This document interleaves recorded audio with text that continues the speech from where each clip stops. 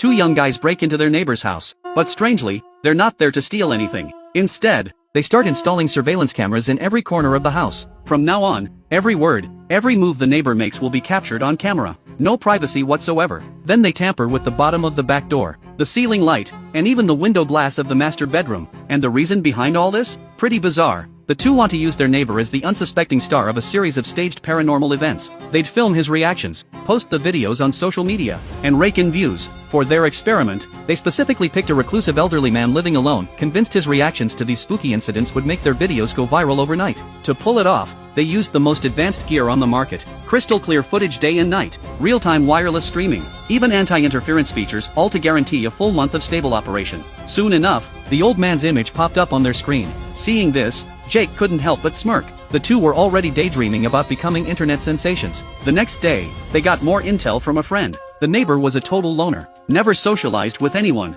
He'd even kicked his own kids out of the house. For over a decade, the local rumor mill had painted him as a creep who beat his wife and killed his dog. But instead of backing off, these rumors only got the two more excited. Soon, they launched their first experiment. Using a device they planted in the light fixture, they remotely cut the power inside the house. The neighbor was quickly jolted awake by strange noises, and within seconds, the lights went completely dark. The two stared at the monitor, terrified of missing a single detail, but the result was a bit of a letdown. The neighbor just walked into the room and checked whether the breaker had tripped. Just then, urgent knocking came from outside. To figure out what was going on, Jake quickly switched the power back on. The neighbor, full of suspicion, walked to the door. Turns out, the sudden power outage had triggered the security alarm. A patrol officer had come by to check on him, but the old man brushed it off, sending the concerned officer away.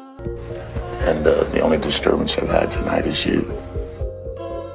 Once back inside, to avoid being disturbed again, he just ripped the alarm right off the wall. Jake and Sean were completely confused by this. Since they hadn't installed any audio devices in that area, they had no idea what had just happened. They could only watch as the well-meaning officer walked away. Frustrated, the next day, Jake noticed a visitor showing up at the neighbor's door. But strangely, the old man had no intention of opening it. He even rushed forward to lock the door, terrified the visitor might know he was inside. Seeing no one was answering, the woman left the documents at the door and walked away. The moment she was gone, the old man opened the door and grabbed the papers. But the very next second, he tore them to shreds and tossed them in the trash. Watching this, the two frowned. A little later, they saw the neighbor accidentally knock over the trash can. A kind neighbor walking his dog stopped by and offered to help, only to be cursed out by the old man. Turns out, the guy's dog kept peeing in front of the old man's door, like it was marking territory. Completely ignoring him, the old man then issued a vicious warning to the dog owner.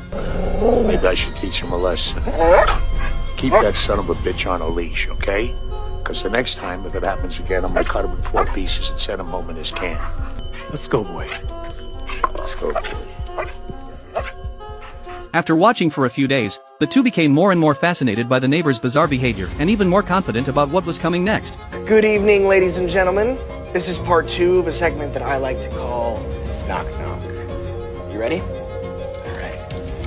The dull thud of pounding on a door shattered the dead silence of the night, instantly waking the neighbor. The two in front of the screens were thrilled. On the monitor, the neighbor threw on a coat and walked toward the back door with unsteady steps and a blank expression. But strangely, he didn't seem startled by the sudden noise at all. He just pulled open the inner door, his face emotionless. Jake and Sean held their breath, eagerly waiting to see what he'd do next. But in the next second, the neighbor walked out of frame. Panicked, the two switched cameras to track him down. At first they were stunned. Was he really just going to ignore the terrifying banging? But moments later, the neighbor reappeared. Clutching an axe, he started hacking wildly at that door. Each swing carried suppressed rage and violence pushed to the breaking point. The piercing sound of chopping was downright horrifying in the dead of night. He didn't stop until that door was reduced to splinters. Jake and Sean were completely stunned by what they just witnessed. The neighbor on the monitor looked downright vicious, like a butcher who wouldn't blink while killing. Just when they thought it was over, they suddenly noticed the neighbor staring directly at the hidden camera. Did he know all along that they were behind this? Jake quickly grabbed the camcorder beside him to capture the moment, then zoomed in to get a closer look.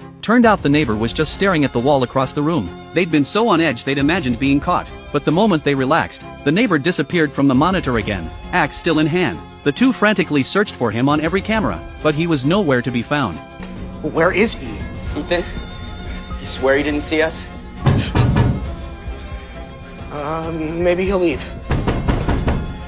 Suddenly, urgent knocking came from outside. Had the neighbor actually come for them? Jake rushed over and grabbed a hockey stick, ready to face him down. He even reminded Sean to film the whole thing. But when Jake opened the door, there was nothing, dead silence. The two cautiously stepped outside. There you are! Turns out it was Sean's dad. He hadn't been able to reach Sean, so he'd come over to pick him up. When Sean got back inside, he saw on the monitor that the neighbor had simply set the axe down in the corner by the back door. The man himself was now slumped on the couch, completely drained. A few days later, Jake noticed something odd. Ever since that night with the eerie pounding, the neighbor hadn't stepped foot outside. He just stayed shut up in that dead silent house, day after day. He showed zero reaction to all the strange events happening around him, as if none of it fazed him at all. This unsettling calm only fueled Jake's twisted excitement for what was coming next. Soon, they kicked off their third experiment. At first, the two figured the door-banging stunt had been too sudden, too intense, that's why he'd snapped so violently. So this time, they decided to try something gentler, but somehow even creepier. While the neighbor was sound asleep, they remotely fired up an old stereo in his house. The sudden burst of music in the dead of night should have scared him out of his skin.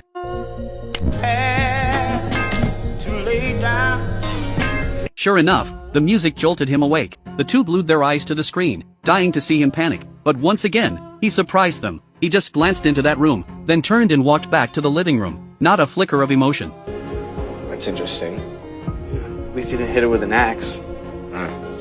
It wasn't until the next day that Sean spotted something deeply unsettling on the footage. The neighbor had walked into the basement at 11:38 p.m. the night before and didn't come out until 6:55 the next morning. That's 7 hours alone in the basement. What on earth was down there that kept him for so long? Had the unexplained music spooked him so badly he hid in the basement and refused to come out? A few days later, the two prepared their final paranormal stunt. They'd already coated the bedroom window with a chemical solution. All they had to do was kill the heater, the temperature would plummet, and the glass would shatter. At 3 a.m., the neighbor was jolted awake by the sound of glass cracking. He sat up sharply, threw a blanket around his shoulders, and hurried into the hallway. The thermostat reading was dropping fast. Thinking it was a malfunction, he tapped at it a few times. Just 2 seconds later,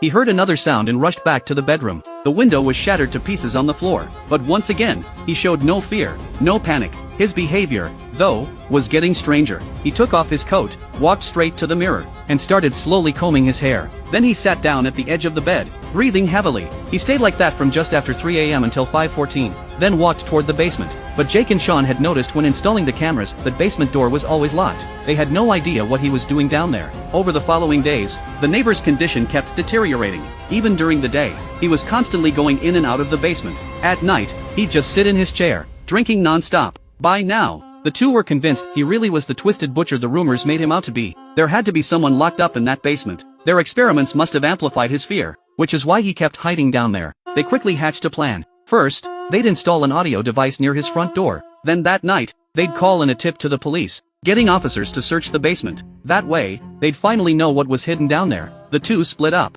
Sean stayed by the cameras, recording everything and tracking the neighbor's movements. But just then, the signal cut out for a few seconds. When the screen came back on, the neighbor was already heading toward the front door. To make matters worse, Jake had just knocked over a kettle outside, and the noise had put the neighbor on alert. Luckily, the old man only stepped out to take a look and didn't get suspicious. Otherwise, the whole plan would have been blown. That night, when the neighbor had let his guard down, the two made the call. Hi, yes, Asheville Police Department? Police arrived quickly, using the dog owner's name from before. The two told officers they'd heard a woman screaming from inside his basement. The neighbor had no choice but to cooperate and let them search. But to their shock, the officer came back up just minutes later. Nothing. You've got to be kidding me.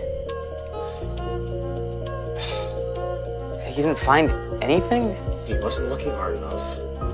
A few days later, Jake's curiosity had grown into full-blown obsession. He couldn't let this experiment end with nothing. He went to Sean with a new idea. Since the cops found nothing, why not break into the basement themselves and see for sure? Sean shut him down immediately. Jake tried to convince him, yeah, it was risky, but if their suspicions were right, not only would they avoid jail time for spying, they'd become famous overnight. Sean wouldn't budge. The two had a huge fight and parted ways. A week passed. Then one day, the neighbor's cat accidentally knocked one of the hidden cameras off the wall. The two rushed to the screen, hearts pounding. The camera lay there in plain sight, covered in their fingerprints. The moment the neighbor woke up the next morning, he'd find it. Their entire operation would be exposed. Jake came up with an idea on the spot. The neighbor was still asleep, they could sneak in, grab the camera, and that'd be the end of it. Sean reluctantly gave in and let Jake go alone, while he stayed back to watch the monitors. If anything went wrong, he'd warn Jake right away. Jake quickly got the door open and headed straight for the camera. But what Sean didn't know was that Jake had brought a handgun with him.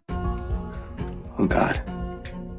Jake found the camera quickly. Sean kept his eyes locked on the screen, terrified of any slip-up. Just when it seemed like everything would go smoothly, Jake noticed the basement door was unlocked. His curiosity took over. Without hesitation, he walked straight toward it, watching from afar. Sean was furious and helpless. All he could do was switch cameras and keep tabs on the neighbor. Jake crept down into the basement, recording everything with his handheld camera. There was a table covered with an old white cloth, like it was hiding something nobody was meant to see. After a moment, he decided to pull the cloth back. But what was underneath wasn't the gruesome scene he'd imagined. Just rows of medicine bottles, cold glinting syringes, and a strangely twisted metal claw, eerie in the dim light. Beside it stood a small metal bell, oddly out of place in this dead-silent basement. Almost on impulse, he reached out and picked it up. The sound instantly woke the neighbor. Jake froze, heart pounding. He quickly draped the cloth back over the table. Just then, Sean texted him a warning. Moments later, Jake bolted out of the basement. But he suddenly remembered he hadn't locked the basement door. He set the bell down on a nearby table and rushed back to lock it. By then, the neighbor was already out of his bedroom. They were seconds from running into each other. Sean, watching from his screen, was even more panicked than Jake. Hide! With nowhere left to go, Jake dove under the living room table, hiding behind the tablecloth. The neighbor emerged from the bedroom, expressionless. The first thing he did was glance toward the basement. Seeing the door still locked, he turned to grab the basement key. But on his way back, something caught his eye. The metal bell, which should have been in the basement, was sitting on the living room table. And right below it, under the table, was Jake. One glance down, and the neighbor would see him. But what happened next was bone-chilling. The neighbor didn't bend down to look. His face stayed dead, cold, blank. Without a word, he turned and walked back to the bedroom. Sean frantically flipped through cameras searching for him. What he saw next made his blood run cold. The neighbor was holding a handgun, walking with empty eyes straight toward the table where Jake was hiding.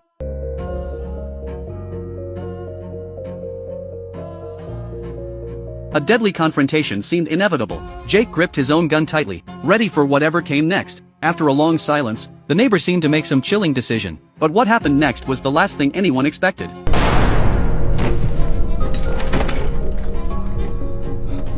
Oh my god! The thick smell of blood filled the room, cold, sharp, suffocating. Sean saw it on the monitor and tore out of the house, racing next door. Standing in the middle of that horrific scene, both of them froze. Their minds went blank. All that was left was a deep, marrow-deep terror. Only then did it hit them. What they'd done wasn't just spying anymore. They had caused a death. They'd committed an unforgivable crime. Even though the neighbor pulled the trigger himself, they were the reason. Even if they avoided the death penalty, they were almost certainly going to prison. But this wasn't the time to break down. Cleaning up the scene was their only shot at getting away. They rushed to make a plan. Sean would tear out every camera in every room and destroy the evidence. Jake would clean up the blood before it dried, then deal with the body. As long as no one noticed anything for now, they had a chance. But the very next second, police kicked the door in and caught them red-handed. On the ground now. You, face on the floor, hands on your head. Soon after, the officer in charge formally pressed charges. Police laid out all their tools and reconstructed the entire prank from beginning to end. Turns out, this so-called social experiment had been a revenge plot from day one. Jake's revenge against his neighbor, Harold. When Jake was 13, his alcoholic father beat his mother. Harold found out and helped Jake's mom call the police. Jake's father went to prison, and his parents divorced. But in Jake's mind, Harold was the one who'd torn his family apart. He'd held a grudge ever since, obsessed with payback. When I came home that night, I noticed that Ethan had gone through my closet. And why did this concern you? Because that's where I kept his father's gun. Sean was a tech expert with surveillance and audio gear. Jake roped him in under the pretense of pranking the neighbor. Sean had no idea what was really going on. Through their constant surveillance, the two had decided Harold was a creep whose reactions to their pranks weren't normal. They'd convinced themselves he was a hidden, deranged killer. But the truth hit them like a brick. Every paranormal event they staged was a tender memory between Harold and his late wife. The door Harold hacked apart with the axe? It was the one his wife had always complained about. Harold? This screen door won't stay closed. It keeps popping open. The stereo that hadn't been touched in years? It was playing his wife's favorite song. Every detail brought Harold's grief flooding back. The night they froze the window until it shattered? That was the very day his wife, Caroline, had been diagnosed with cancer. He'd brought a hospital bed home so he could spend her final days by her side. And that little metal bell Jake rang? It was the last gift Harold ever gave Caroline. He'd promised her, whenever the bell rang, no matter what, he'd come right away. To Harold, the sound of that bell was his late wife calling out to him. Harold's death wasn't out of fear. He was going to her, keeping the promise he'd made. When Jake and Sean watched Harold disappearing into the basement night after night, they had no idea it was just where he kept Caroline's belongings after she passed. Their endless pranks had made Harold believe his late wife was reaching out, asking him to come be with her. After the police searched his basement, he asked the officer over and over if someone had really heard a woman calling from down there. To him, it wasn't a disturbance at all, it was his wife's voice. After the police left, he deliberately left the basement door unlocked. He wanted to hear it for himself, to know if it was really her. In court, Caroline's best friend, Maxine, also stood up for Harold. She'd been Caroline's most trusted friend. On her deathbed, Caroline had begged Maxine to look after Harold. The papers Maxine had been holding that day? They were a spot at a nursing home, something she'd spent 6 months fighting to secure, just to make sure Harold would get proper care. Everything she'd done was to keep her promise to her dying friend. But after Caroline's death, Harold had shut the world out. He'd cut off all contact with Maxine. He ever mentioned to you why he didn't want to receive proper care? He never wanted to leave that house. He said Caroline was there. Will the defendants please rise? Alone with his grief, in the end, the two boys faced the full weight of the law, but that lost life could never be brought back. They thought they were messing with a creepy old man. Instead, they'd torn open the deepest wound of a heartbroken widower, over and over again, in the cruelest way imaginable. The film The Good Neighbor tells a heartbreaking love story through the eyes of those who spied on it, and the most painful truth it delivers is this: the weirdo you judge from afar might be hiding a tenderness you can't even imagine, and your careless cruelty might just be the final straw that breaks them.